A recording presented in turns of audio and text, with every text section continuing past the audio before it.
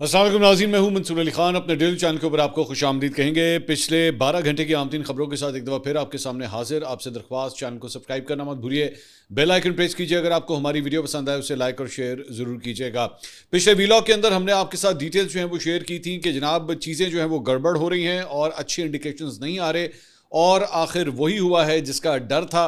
और सिर्फ seize fire ख़त्म होने से एक दिन पहले ईरान ने ये ऐलान किया है कि जनाब हम इन मुज़ाकरात के लिए नहीं आ रहे। हम ये जो दूसरा राउंड है अमेरिका के साथ मुज़ाकरात का, इसमें शिरकत नहीं करेंगे। मैंने आपको बताया था कि कल रात को तकरीबन 10 साढ़े 10 बजे उनकी एक न्यूज़ एजेंसी की जानिब से जो है सबसे पहले ऐलान किया गया था कि जनाब ईरान जो है वो इंटरेस्टेड नहीं है अमेरिका के साथ अब टेबल के ऊपर बैठने के लिए। आज दोपहर के वक्त तकरीबन अप्रॉक्सीमेटली 12 साढ़े 12 बजे के आसपास जो है वो जो ईरानी दफ्तर खारजा है उनके तर्जुमान की जानिब से एक बाकायदा तौर पे इस्माइल बकाई की जानिब से जो है वो प्रेस कॉन्फ्रेंस की गई, और उस प्रेस कॉन्फ्रेंस में उन्होंने उसकी वजूहात भी बताई, अपने पॉइंट ऑफ व्यू जो है उन्होंने दिया, जिसमें उन्होंने कहा कि जनाब हम इस वक्त इस दूसरे राउंड के जो टॉक्स हैं, पीस टॉक्स हैं, इसमें आने के लिए हम इंटरेस्टेड नहीं हैं।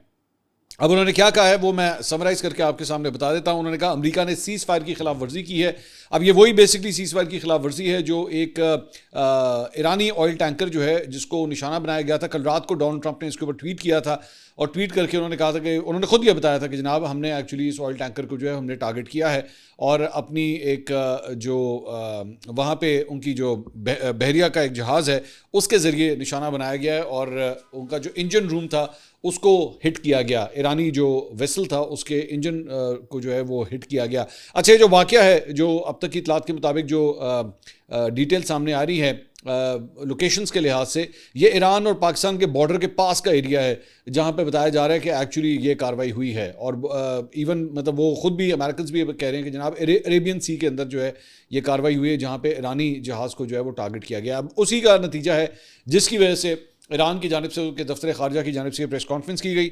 उन्होंने कहा कि अमेरिका ने सीज़ फायर की खिलाफ वर्जी की है। हमने पाकिस्तानी सालसकार को हमने बता दिया है।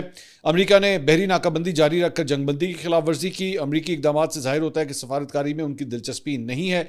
ईरान का मुज़ाकरात के दूसरे दौर में शिरकत का कोई इरादा नहीं है। ईरानी वफ़द दूसरे दौर के मुज़ाकरात के लिए पाकिस्तान नहीं जाएगा। अमेरिका पर कोई भरोसा नहीं कर सकता। मौजूदा हालात में अमेरिका के साथ बातचीत मुमकिन नहीं। वाशिंगटन से फिलहाल बातचीत का इरादा नहीं। माजी के मुज़ाकरात में अमेरिकी हमले नहीं भूल सकते। ईरान अपने मफादात का तहफ़्फ़ुज़ जारी रखेगा। अमेरिका माजी से सबक नहीं सीख सका। अमेरिका अब भी गैर हकीकी मुतालबात पर इन्हिसार कर रहा है। माजी में भी अमेरिका ने मुआहदों के मुनाफी इकदाम किए। अमेरिकी पॉलिसियों में कोई तब्दीली नहीं आई है जिसके नताइज भी बेहतर नहीं होंगे। अमेरिका की गलतियों का तसलसल खत्ते के लिए भी ख़तरनाक साबित हो सकता है। अमेरिका के इकदाम खत्ते में इस्तेकाम के बजाय बहरान पर बढ़ा रहे हैं। अमेरिका ने फिर जहारियत की तो भरपूर जवाब देंगे। ईरान पर इल्ज़ामात आयद करना अमेरिका की पुरानी आदत है। अमेरिका ने लबनान में जंगबंदी को किसी मुआहदे का हिस्सा तस्लीम नहीं किया।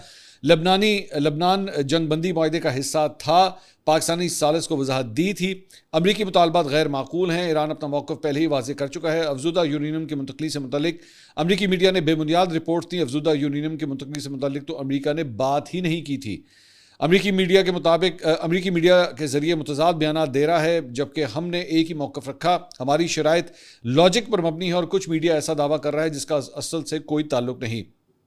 ईरान ने 10 निकाती तजावीज़ पेश की जिस पर इस्लामाबाद टॉक्स में गौर किया गया। आबना हुर्मुज़ अमरीकी इजरायली हमलों से पहले मुकम्मल महफूज थी। अमरीकी और इजरायली कार्रवाइयों ने खत्ते के अमन को मुतासिर किया। एक सवाल के जवाब में तर्जुमान ईरानी वज़ारत ख़ारजा का कहना था कि इस वक्त सिर्फ पाकिस्तानी ही वाहिद मुल्क है सालसी जो करा रहा है।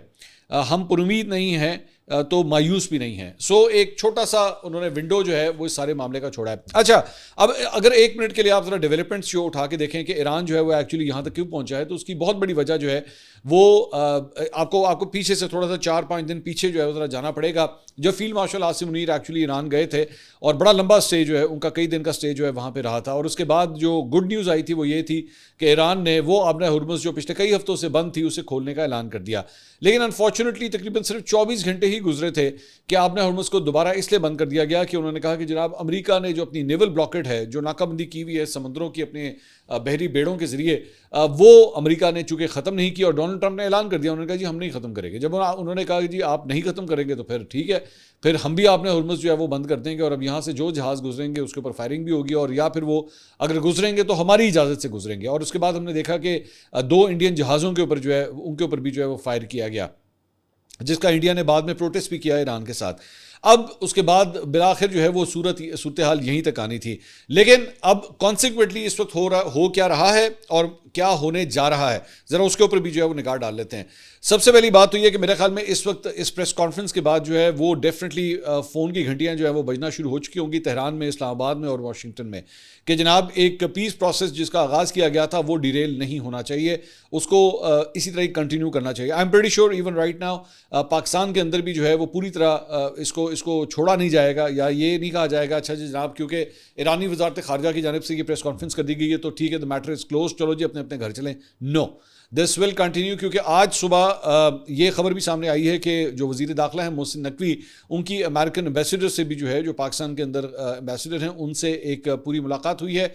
और जाहिर बात है he is the minister for interior, और इसका मतलब है कि सिक्योरिटी अरेंजमेंट्स के हवाले से ही ये मुलाकात हुई है। सो अगर सिक्योरिटी अरेंजमेंट्स के हवाले से मुलाकातें हो रही हैं, इसका मतलब है कि everything is still on the table. हो सकता है कि अगले 24 घंटे बल्कि अगले 12 घंटे के अंदर भी सूरत हाल तब्दील हो जाए। बहुत तेज़ी से सिचुएशंस जो हैं वो चेंज हो रही हैं, हर घंटे के अंदर एक नई खबर आती है और डेवलपमेंट होती है। अभी जाहिर बात है अमेरिकन जो हैं वो इस वक्त अभी सो रहे होंगे और डेफिनेटली अब से कुछ चंद घंटे के बाद, मतलब अभी इस वक्त जब मैं रिकॉर्ड कर रहा हूँ मेरे ख्याल में अगले 3, 4, 5 घंटों के अंदर अंदर जो है अमेरिकन रिएक्शन भी जो है वो आपको मिलना शुरू हो जाएगा, जब डोनाल्ड ट्रंप जो है वो खुद आके ट्वीट करेंगे। मोस्ट प्रॉब्ली वो खुद ही ट्वीट करेंगे जनाब मैं बताता हूँ उनकी करना है। सो एक तो ये सिचुएशन है, लेकिन दूसरा जो क्रिटिकल पॉइंट है जो मेरी नज़र में ज़्यादा ज़रूरी है वो ये है कि सीज़ फायर ख़त्म होने में सिर्फ 24 घंटे बाकी हैं। सो आखिरी 24 घंटे हैं जिसके अंदर ये मेक और ब्रेक होना है। ये मैंने अपने थंबनेल के ऊपर भी बात लिखी थी कि मेक और ब्रेक की सूरत हाल के अंदर हम एंटर होने लगे हैं। सो अगले 24 घंटे और भी ज़्यादा क्रिटिकल हो गए हैं क्योंकि सामने सीज़ फायर ख़त्म हो रहा है। और मुझे लगता ये है कि सीज़ फायर के ख़त्म होने से पहले दोनों साइड जो है ना वो अपने अपनी ज़रा वो जिसे कहते हैं ना ज़रा डोले दिखाना, मसल दिखाना कि जनाब फिर एंज है फिर ऐसी है कर सकते हैं तो वो कर सकते हैं, क्योंकि मुझे लगता है कि दोनों को इस बात का पता है कि हम टेबल पे बैठने लगे हैं। और जिसकी वजह से पहले जो है ना वो थोड़ी सी पोस्चरिंग की जा रही है, अपनी पब्लिक को कहा जा रहा है कि जनाब हम तो करना नहीं चाहते थे और हम तो बिल्कुल बैठने के मूड में नहीं है। मुझे अभी भी उम्मीद है, मुझे लगता ये है कि ये बैठ जाएंगे, लेकिन ये उससे पहले पब्लिक पोस्चरिंग जो है वो ज़रूर करेंगे और दिखाएंगे कि जनाब हम तो इंटरेस्टेड नहीं थे, हमने तो कह भी दिया था कि हम नहीं आ रहे लेकिन हम आगे थे। ये सब कुछ उस वक्त भी हुआ था जब पहला दौर हुआ था, ये उससे पहले भी ये सब कुछ हुआ था, लेकिन उसके बाद हमने देखा कि टेबल के ऊपर आके बैठ गए थे। सो मैं अभी भी पुरुमीद हूँ कि चीज़ें जो हैं वो पॉजिटिविटी की तरफ जो है वो ज़रूर जाएंगी, क्योंकि यहाँ पे इस्लामाबाद के अंदर जो है वो फ़िलहाल जो इक़दाम उठाए गए थे, मिसाल के तौर पर होटल्स को जो है वो खाली करवाया गया था। होटल्स को अभी भी नहीं कहा गया कि जनाब ठीक है आप रिजर्वेशन शुरू कर दें, कि जनाब मुज़ाकरात नहीं हो रहे। सो स्टेटस को इस्लामाबाद के अंदर फ़िलहाल जो है वो वैसे ही बरकरार है। बट ऑब्वियसली ये एक बड़ी प्रेस कॉन्फ्रेंस थी और उसके बाद हुआ क्या है कि मार्केट्स ने जो है उस पर रिएक्ट करना शुरू किया। और वो मार्केट मतलब ये आपकी सिचुएशन है कि पिछले हफ्ते जब ये सब कुछ बड़ा पॉजिटिवली हो रहा था, आपने हुर्मुज़ खुल गई थी, सब कुछ हो गया था, ये पिछले एक हफ्ते का ग्राफ है ऑयल का, और इसके अंदर गौर से देखिएगा कि ऑयल जो है वो नीचे, मैंने इसको चेक किया, तकरीबन $86-87 तक जो है वो नीचे ड्रॉप कर गया था। लेकिन जैसे ही उसके बाद अब मार्केट जो है वो दोबारा खुली हैं और उसके बाद पिछले 24 घंटे में जो कुछ हुआ, एक ईरानी जहाज़ के ऊपर हमला हुआ और उसके बाद कॉन्सिक्वेंटली मार्केट जो है वो दोबारा ऊपर जाना शुरू हो गई है। और इस वक्त तेल की कीमत जो है वो $95.72 के पास जो है वो आ गई है, एंड इट्स स्टिल राइजिंग। ये अभी भी जो है वो ऊपर की तरफ ही जा रहा है। इसके अंदर जो है फिलहाल हमें किसी किस्म की कोई कमी जो है वो नज़र नहीं आ रही। मार्केट्स जो है वो उन्होंने इस प्रेस कॉन्फ्रेंस को जो है वो बड़े शेकी तरीके से जो है वो लिया है। और साथ ही साथ इधर पाकिस्तानी स्टॉक मार्केट जो है उसके अंदर भी यही नज़र आ रहा है कि उसने भी इस प्रेस कॉन्फ्रेंस के बाद, अगर आप ये गौर से देखें तो ये मार्केट जो है वो एक्चुअली ऊपर की तरफ चली गई थी, बिल्कुल स्टेबल हो रही थी, लेकिन जैसे ही ये प्रेस कॉन्फ्रेंस होती है तो ये जो डिप आप देख रहे हैं ये उसी प्रेस कॉन्फ्रेंस का नतीजा है कि एकदम मार्केट के अंदर जो है वो डिप आना शुरू होता है। और अगर हाइस की बात करें और उसके बाद लोज की बात करें तो मार्केट ने तकरीबन कोई 5000 पॉइंट्स के बैंड के अंदर जो है वो ट्रेडिंग की, मतलब तकरीबन कोई 3,500-4,000 पॉइंट्स जो है वो मार्केट जो है वो नीचे अपने हाई से नीचे जो है वो तकरीबन आई। सो ये इस तरह मार्केट, बेसिकली मैं सिर्फ आपको बताता हूँ कि इस तरह रिएक्शंस होते हैं जब कोई स्टेटमेंट आती है, जब कोई वाकया होता है, जब उसके बाद जो है वो कोई ना कोई एक्टिविटी होती है।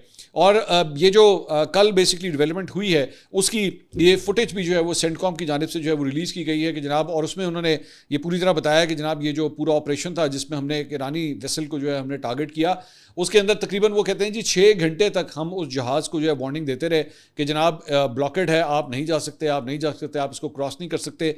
लेकिन उसके बाद जब उन्होंने नहीं माना तो उसके बाद हमने उनके ऊपर जो है फायर खोला है और उसका जो इंजन रूम था उसको बेसिकली बेसिकली टारगेट किया गया ताकि जहाज़ जो है वो मूव ही ना कर सके, और उसके बाद उन्होंने जाके उस जहाज़ के ऊपर जो है वो कब्जा भी कर लिया। और अब ये नहीं पता कि उसके ऊपर कितने लोग सवार थे या उनको गिरफ्तार कर लिया गया है या क्या किया जाएगा, अभी तक उसकी डिटेल्स नहीं है, लेकिन this is what America has done. साथ ही साथ इस सारी चीज़ के बाद ईरान की जानिब से जो है वो ऐलान किया गया कि जनाब ये जो हमारे ऊपर हमला हुआ है, तस्नीम न्यूज़ की जानिब से ये ट्वीट किया गया, Iran रिटेलिएट्स against US naval aggression in gulf of Oman, Iranian forces launched drone strikes on US military vessels in the Gulf of Oman after American terrorists attacked an Iranian container ship, the Tosca, en route from China to Iran। ये basically ये जहाज़ जो है ये China से Iran की तरफ आ रहा था और इस दौरान जो है वो उसके ऊपर अटैक किया गया है गल्फ ऑफ ओमान में।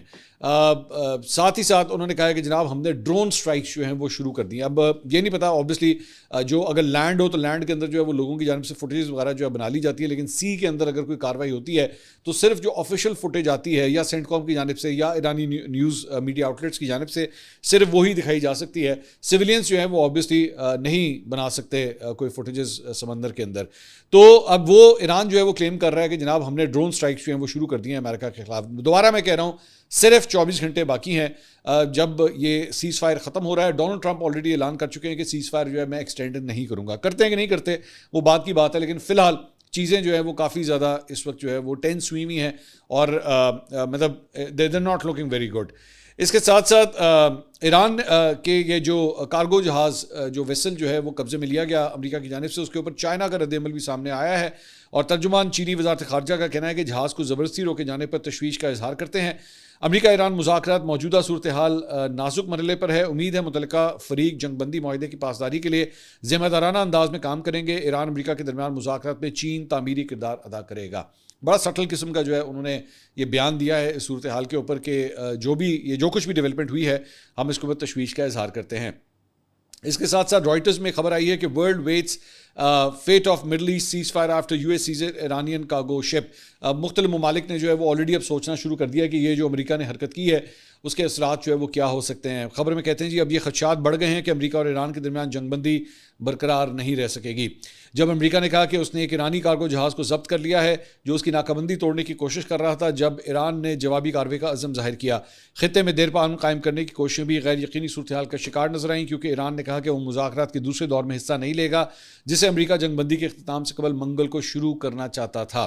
अमेरिकी फ़ौज के मुताबिक इतवार के रोज़ 6 घंटे के तात्तुल के बाद ईरान के बंदर अब्बास बंदरगाह की तरफ जाने वाले ईरानी परचमबरदार कार्गो जहाज़ पर फायरिंग की गई जिससे उसकी इंजन नाकारा हो गए। अमेरिकी सेंट्रल कमांड के मुताबिक उसके बाद अमेरिकी मरीन्स हेलीकॉप्टर से रस्सियां डालकर जहाज़ के ऊपर उतरे। ट्रंप ने सोशल मीडिया पर लिखा कि हमने उनके जहाज़ का मुकम्मल कंट्रोल हासिल कर लिया है और देख रहे हैं कि इसमें क्या मौजूद है। ईरान की फ़ौज ने कहा कि जहाज़ चीन से आ रहा था। सरकारी मीडिया के मुताबिक एक फ़ौजी तर्जुमान ने कहा कि हम खबरदार करते हैं कि इस्लामी जमहूरिया ईरान की मुसल्लह अफ़वाज जल्द ही अमेरिकी फ़ौज की इस मुसल्लह क़ज़ाक़ी का जवाब देंगी और बदला भी लेंगी।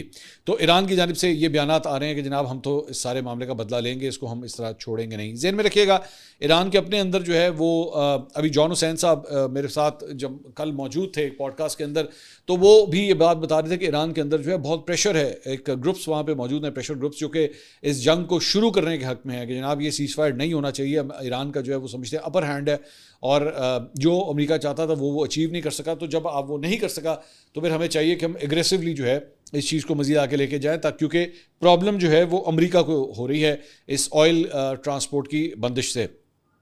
इसके साथ साथ एक और ख़बर यह है कि जनाब ड्रॉप साइट ने एक्चुअली खबर दी है, Trump's erratic behaviour made tank negotiations, Iran says warning of significantly greater cost to the US if war resumes. तो उन्होंने कहा कि जनाब इस्लामाबाद में मुमकिन नए मुज़ाकराती दौर से कबल ईरान का ख्याल है कि अगर जल्द कोई मुआहदा ना हुआ तो डोनाल्ड ट्रंप जो इसराइल के दबाव में है दोबारा फौजी हमले शुरू कर सकते हैं। ये बात एक सीनियर ईरानी ओहदेदार ने ड्रॉप साइट को बताई। तेहरान इस ओहदेदार के मुताबिक एक तवील जंग की तैयारी कर रहा है जिसके दौरान ईरान अमेरिका के साथ तमाम मुज़ाकरात ख़त्म कर देगा। अगरचे इस ओहदेदार ने कहा कि ईरान अमेरिका के साथ एक जामे मुआहदा चाहता है जिसमें जौहरी अफजूदगी, पाबंदियों में नरमी और तवील मुद्दती अदम जहरियत का फ्रेमवर्क शामिल हो। ताहम तेहरान का मानना है कि सख्त अमरीकी मुतालबात और ट्रंप के गैर मुतवक्के रवैये की वजह से मुआहदे का मौका तेज़ी से ख़त्म हो रहा है। यही एग्जैक्टली वही बात जो मैं अभी थोड़ी देर पहले जो है आपसे कर रहा था कि चीज़ें जो है बड़ी तेज़ी से ख़राब हो रही हैं। इसके साथ साथ द इंडिपेंडेंट ने एक बड़ी इंटरेस्टिंग जो है वो खबर ये दी है, और ये एक पुराना वाकया जो है उसके बारे में कुछ नए इंकशाफात सामने आए हैं। आपको याद होगा हम इस जंग को जो है वो कवर कर रहे हैं, हमने आपको इसमें बताया, एक वाकया पेश आया था जब एक अमरीकी जहाज़ जो है वो गिर गया था, और F-15 एक जहाज़ जो है वो गिरा था, और उसमें से 2 इनके जो पायलट्स थे वो ईरानी सरजमीन के ऊपर ही गिरे थे, लेकिन उसमें से एक पायलट को जो है वो जल्दी ही रिकवर कर लिया गया था, लेकिन दूसरे के लिए जो है वो एक बहुत बड़ा ऑपरेशन करना पड़ा था और उसको ढूंढना पड़ा था।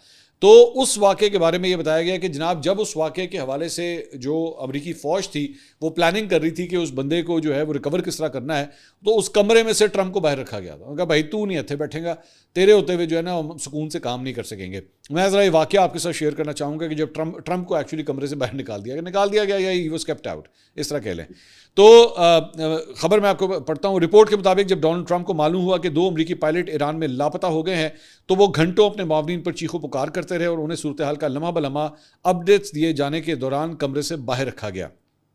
F-15 3 अप्रैल को एक लड़ाका त्यारा ईरान में मार गिराया गया, जिसके बाद लापता फ़ज़ाइया एहलकारों को बचाने के लिए एक हंगामी और नहायत अहम मिशन शुरू हुआ।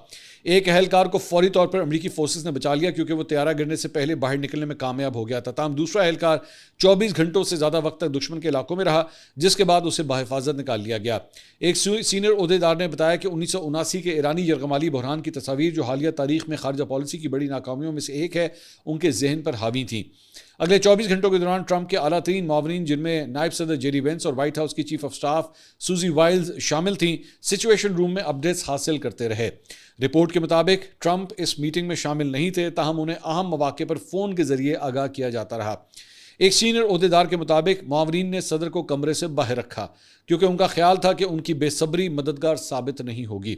एक सीनियर ओहदेदार के मुताबिक ये रेस्क्यू CIA की मदद से मुमकिन हुआ, जिसने पेंटागन और व्हाइट हाउस को एहलकार की लोकेशन से आगाह किया। ओहदेदार ने कहा कि वाकई घास के ढेर में सुई तलाश करने जैसा था, लेकिन इस बार एक बहादुर अमरीकी एक पहाड़ी दराड़ में छुपा हुआ था जो सिर्फ CIA की सलाहियतों के बायस नजर आ सका। रिपोर्ट्स के मुताबिक CIA ने एक मुहिम भी चलाई जिसमें गलत मालूमात फैलाई गई कि एहलकार पहले ही मिल चुका है। अखबार के मुताबिक इन बयानात ने आलमी सतह पर तशवीश पैदा की और परेशान कानून साजों ने व्हाइट हाउस से सदर की ज़हनी हालत के बारे में वजाहत तलब की। तो डोनाल्ड ट्रंप जो है वो आजकल किस तरह गुस्से से जो है वो पागल हो रहे हैं, और जिसकी वजह से इवन वो लोग जो उनके साथ काम करते हैं, जो बेसिकली उनकी टीम का हिस्सा है, उन्होंने तक के है उनसे कहा कि भाईजान आप तो कमरे से बाहर जाना ताकि हम सुकून से काम कर सकें। सो ये बिल्कुल उसी तरह की क्रिकेट टीम जो है वो अपने कप्तान को ही कहते हैं कि भाईजान आप जरा कमरे से बाहर जाएं, हमने बैठ के मैच की प्लानिंग करनी है कि मैच जीतना किस तरह। इट बिकम सो एम्बैरेसिंग अगर इस तरह की सिचुएशन जो है वो डेवलप हो। इसके अलावा फोर्ब्स मैगजीन ने जो है वो ये खबर दी है कि जनाब डोनाल्ड ट्रंप की जो शोहरत है वो और अप्रूवल रेटिंग्स जो हैं वो दिन ब दिन कम होती जा रही हैं। NBC न्यूज़ के एक सर्वे के मुताबिक सिर्फ 37% बालिग अफराद ने ट्रंप की सदारत के बारे में मुस्बत राय दी है, 37%, जो इस नेटवर्क के अपने सर्विस में एक नई कम तरीन सतह है, जबकि 63% की अक्सरियत ने उनकी कारकर्दगी को अब नापसंदीदा करार दे दिया है। इसी सर्वे में यह भी सामने आया है कि ज़्यादातर जवाब दहिंदगान ने ईरान के साथ जंग को संभालने के ट्रंप के तरीक़ाकार को नापसंद किया, जिनमें 54% ने शदीद नापसंदगी जाहिर की, जबकि मज़ीद 13% ने किसी हद तक नापसंदीदगी का इजहार किया। ज़्यादातर लोगों ने महंगाई और बढ़ती हुई लागत ज़िंदगी जैसे मौशी मसाइल पर ट्रंप की पॉलिसियों को भी नापसंद किया, क्योंकि ईरान जंग के बायस पेट्रोल और दीगर अशिया की कीमतें बढ़ रही हैं। 52% ने शदीद नापसंदीदगी जाहिर की, जो गुज़िश्ता साल अप्रैल में इसी सर्वे के दौरान 44% थी। तो घर के अंदर कितना प्रेशर है डोनाल्ड ट्रंप के ऊपर, अब आप समझ सकते हैं कि उसका चीखना चिल्लाना अपनी टीम के ऊपर जो है वो बनता है, और इसीलिए इसे कमरों से जो है वो बाहर रखा जाता है। इसके साथ साथ अमरीकी वज़ीर तवानाई क्रिस रॉयट ने कहा है कि पेट्रोल की कीमतें मुमकिन तौर पर अगले 3 साल तक $3 फी गैलन से कम नहीं होंगी। ऑलरेडी इस वक्त जो है अमेरिका के अंदर मुख्तलिफ स्टेट्स के अंदर $4-5 इस वक्त जो है वो प्राइस चल रही है। इससे पहले तकरीबन $2-2.5 तक थी। अब वो कह रहे हैं कि जनाब अगले चंद सालों तक जो है ज़हन में रखिएगा $3 से नीचे नहीं आती।